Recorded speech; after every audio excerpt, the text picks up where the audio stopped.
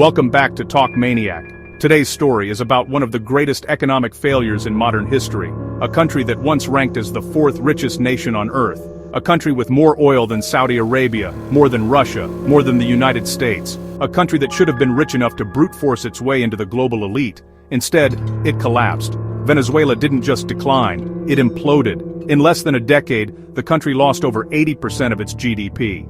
Its currency became almost worthless.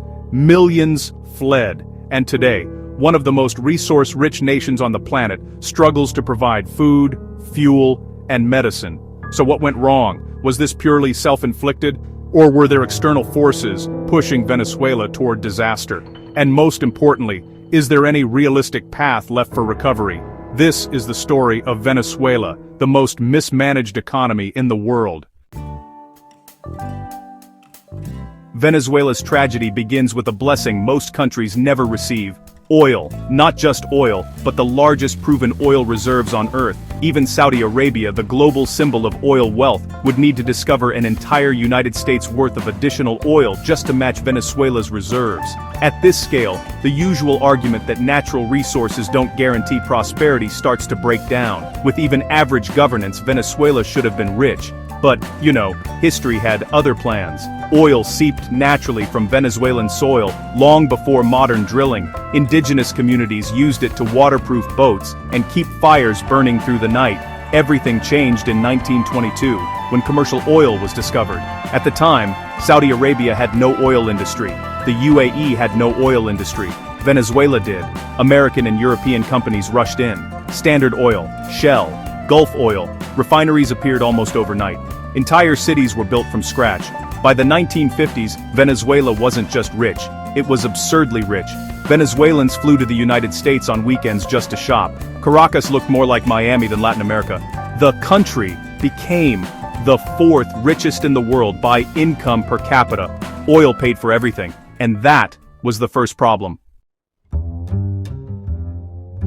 Venezuela became a classic rentier state. Instead of building wealth through productivity, innovation, or exports, the government lived off oil rent. By the 1930s, oil made up 90% of exports. Almost everything else was imported. This created severe Dutch disease. Local agriculture collapsed. Manufacturing never developed. The economy became dangerously one-dimensional. Still, for decades, oil money kept the system stable, sometimes through investment, sometimes through outright bribery.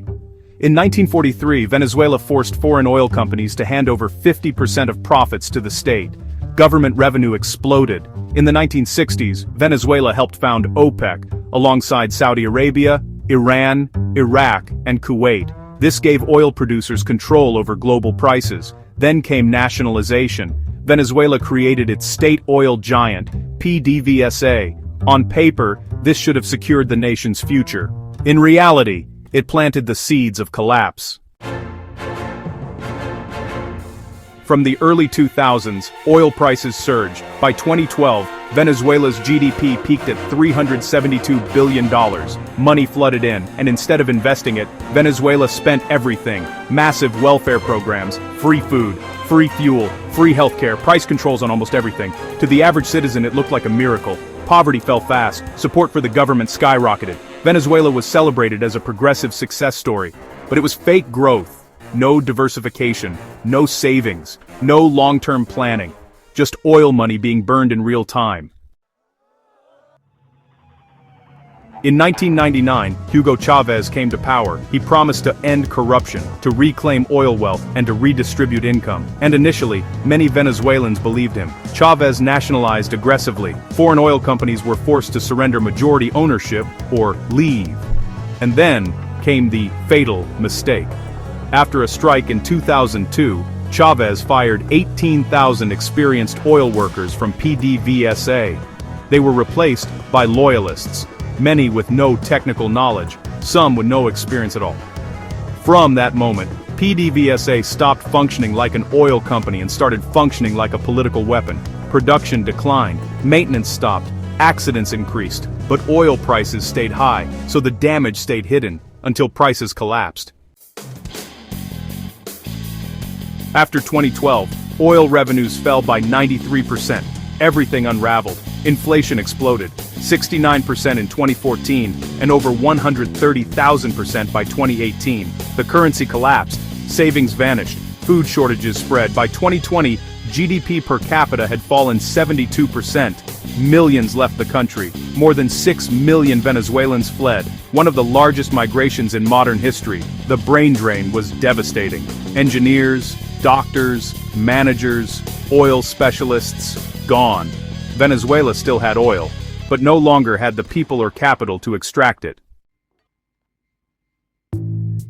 Sanctions matter, but honestly, they are not the root cause. The United States imposed targeted sanctions after years of corruption, rigged elections, and human rights abuses. By then, the economy was already collapsing. The real problem was internal. The worst property rights in the world, assets seized without compensation, no rule of law, and zero investor confidence. Even with sanctions lifted, few companies would return. Why risk billions when the government can just take everything overnight? Norway found oil later. Norway saved. Venezuela spent. Norway created the world's largest sovereign wealth fund, now worth over $1.6 trillion. They only spend investment returns, not the oil itself. Venezuela did the opposite. It treated oil like a never-ending ATM. No limits, no safeguards, no future planning. The result was, honestly, inevitable. After Chávez's death, Nicolás Maduro took over. Things got worse. Questioned elections, constitutional changes, threats against neighboring Guyana after oil discoveries. Each move isolated Venezuela further. Sanctions tightened, investment vanished, the population suffered. Today, Venezuela ranks among the worst countries on earth for inflation, crime, economic freedom, stability, and, believe it or not, it still can't pump its own oil properly. Venezuela had everything: oil, location, early industrial advantage, massive revenue. It failed anyway, not because oil is cursed, but because power was misused, wealth was wasted, and institutions were destroyed. This is what happens when short-term political survival replaces long-term economic planning. Venezuela is not just a warning about oil, it's a warning about governance. And unless something fundamentally changes, the suffering will continue for decades. This was Talk Maniac.